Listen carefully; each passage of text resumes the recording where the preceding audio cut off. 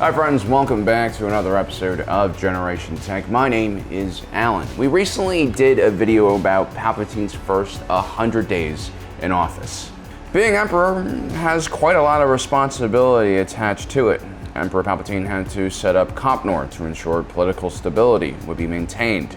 He developed a new currency, an ID system for Imperial citizens, and he also did some minor renovations to the Jedi Temple and tackled education reform by setting up the Imperial Academy system. But what we didn't talk about were the dozens of military threats the Empire still faced, whether it was separatist holdouts or just systems that have never been tamed. Today we'll be taking a look at 5 major problem areas in the galaxy for Emperor Palpatine. When Anakin Skywalker killed the last of the Separatist leaders on Mustafar and deactivated the Separatist droid army, the war against the Confederacy of Independent Systems officially ended. This signal, however, did not reach every corner of the galaxy. There were still droids isolated in the far reaches of the Outer Rim that never got the order to stand down. One Separatist holdout group that we know about was commanded by General Kalani, a ST series military strategic analysis and tactical droid. These super tactical droids were designed in response to the T-Series tactical droids' inflexibility and predictability on the battlefield.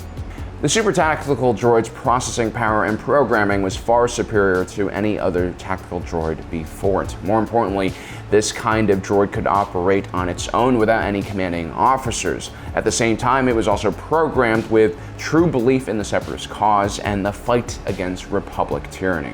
General Kalani had originally been posted on the world of Alderaan, which the Separatists controlled through their puppet king Sanjay Rash. The Republic had started a foreign internal defense campaign to train Alderaanian freedom fighters into a formidable resistance.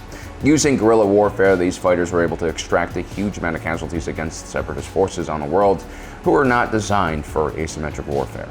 After Separatist forces failed to dislodge the Alderaanians from their main base, Count Dooku ordered General Kalani to retreat from the planet to Agamar in the western reaches of the Outer Rim.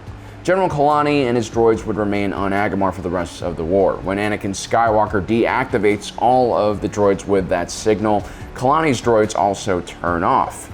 But the super tactical droid suspected that this was a Republic ploy to defeat the Confederacy. Well, he was technically right about that in some ways. And so he manually reactivates its troops and would continue following Count Dooku's last directive for another 20 years, before he was eventually found by rebel forces and the Empire.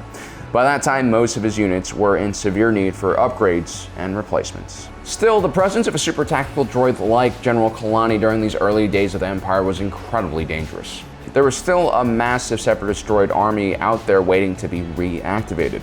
As we saw in the last Bad Batch episode, all it took was one tactical droid to turn an entire factory of deactivated droids into killing machines. Before the Clone Wars even started, Lola Sayu was a planet known for its Supermax Republic prison named the Citadel. It was designed specifically to handle Jedi who have fallen to the dark side. This prison made normal lockups look like a daycare center. The entire complex was built over a gigantic lake of sulfur. The outside areas were guarded by laser turrets and landmines.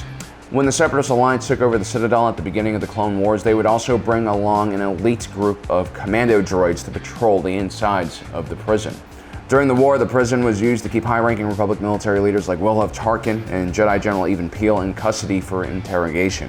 The Republic Task Force was sent to free them and encountered a heavy amount of resistance. When the Clone Wars ended, the super tactical droid in charge of the Citadel went haywire and continued following the last directive it was given during the Clone Wars, which of course was to kidnap Force-sensitive children and hold them in the Citadel. This represented a direct threat to Emperor Palpatine, who was desperately trying to make sure the Jedi would not re-emerge and bring chaos to the galaxy. He even had his own team of Inquisitors scouring the Empire for new Force-sensitive children that he himself could control. We're ultimately not really sure what happens to the Citadel, but hopefully new novels and comics will shed a little bit of light on this very famous prison. With the end of any type of war, you're going to have a large amount of refugees trying to escape war-torn areas to safer places. Hut Space became a premier destination for people fleeing the conflict from all across the galaxy. This autonomous region of the galaxy has always remained outside of the control of the Republic, and the Empire would allow it to maintain its independence somewhat. The end of the Clone Wars and the creation of the Shadow Collective by Maul had killed off several Hutt leaders, allowing Jabba the Hutt to consolidate Hutt space's power on Tatooine. His criminal enterprise was involved in everything from piracy to slavery to smuggling all sorts of weapons, spices, and illicit materials. Jabba the Hutt would keep a low profile in the early years of the rise of the New Order, and the Empire wouldn't refocus its attention towards the Hutts until after the Battle of Yavin, when they were in need for more raw resources to rebuild the Death Star. Because of Hutt space's neutrality, it was a great place for criminal scum and enemies of the Empire like the Jedi to hide after Order 66. The black market trade that had thrived there during the Clone Wars only became more robust during the Imperial times as Palpatine enforced strict controls of weapons in the galaxy. So if you need anything that's very sketchy or highly illegal, like a disruptor rifle, look no further than the moon of Nar Shaddaa. After Ryloth was liberated from the Separatist Alliance forces, Cham Syndulla, one of the main figures in the Twi'lek resistance, was wary of the clone forces that were garrisoned on his planets even after the fighting had ended. He was right to worry because after Order 66 ended, the clones would stay there and essentially became an occupying force. Officially speaking, Ryloth was an independent protectorate of the Galactic Empire. In reality, an imperial governor was assigned to the planets and the main population areas were turned into breeding grounds for slave labor. Even during the Clone Wars, Ryloth was relatively ignored by the rest of the galaxy. It was located in the Outer Rim, near Hutt space, and it didn't have any really viable economy. Its main exports were labor and unrefined spice. Now, with the Empire in charge, things only got worse. But Ryloth was a wild and dangerous planet. The weather patterns were extreme, and the local fauna was deadly and controlled most of the wilderness areas. There were actually entire Twi'lek settlements that didn't even know about the existence of the Empire.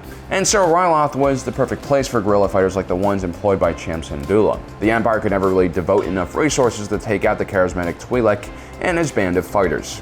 Left unchecked, the Twi'lek resistance would pose a major threat to the Empire. When Emperor Palpatine and Darth Vader visited the planet, Cham Syndulla would carry out an audacious assassination attempt that took out their entire Imperial Star Destroyer. Alderaan is one of the oldest members of the Galactic Republic. It was always seen as a beacon of light in the galaxy. This prosperous planet was shockingly beautiful in a natural sense, and the people there developed a very liberated and open society based on democratic values. Alderaan was also known for its cultural richness throughout the entire galaxy. It produced countless amounts of poets, playwrights, and musicians. In times of war, the Alderaanians would generally advocate for peace and diplomacy and run relief missions to war-torn worlds and even accepted refugees. And so naturally, when Emperor Palpatine took apart the Republic, most Alderaanians were shocked. Emperor Palpatine kept the Galactic Senate intact primarily so worlds like Alderaan with their massive amount of influence would not protest. But it was well known that Senator Bail Organa of Alderaan and many other high-ranking Alderaanian officials were very critical of his policies. Alderaan would naturally become a safe location for future rebels to hide and stockpile weapons and resources. The danger of Alderaan falling to the rebellion was not just related to its prestige in the galaxy, but because it was located in the heart of the galaxy, right in the core. So there you have it, guys. Those are 5 locations in the galaxy where Emperor Palpatine is going to have to focus a lot of attention on, at least for the first year or two. Let me know in the comment section below if I'm missing any other, major threats to the Empire. Also, don't forget to subscribe and hit that notification button down below so you don't miss out on the rest of our awesome content. As usual, thanks for joining us today. If you're watching this, you are Generation Tech.